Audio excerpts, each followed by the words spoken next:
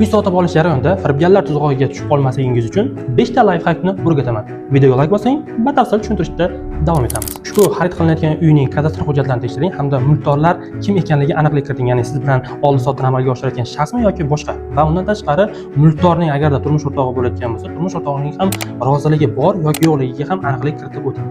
Faqatgina notarial shartnomalar kelgusida sizni samarali huquqiy himoya qila oladi. Shu sababli ham tilxat asosida yoki og'zaki kelishuv asosida uy-joy xarid qilib olmang.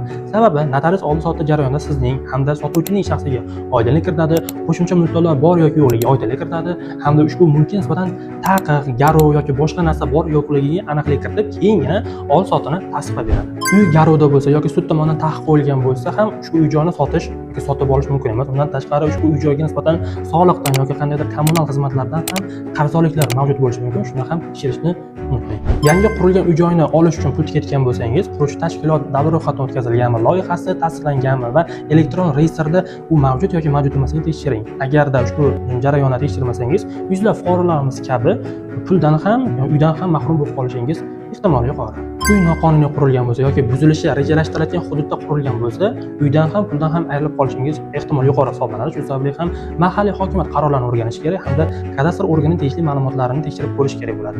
Ushbu yuqorida sanab o'tilgan bosqichlarning har biri juda ham muhim sanaladi. Shuning uchun ham sinchiklab ushbu ma'lumotlarni tekshirib ko'ring. Aks holda firibgarlar tuzog'iga tushib qolishingiz mumkin.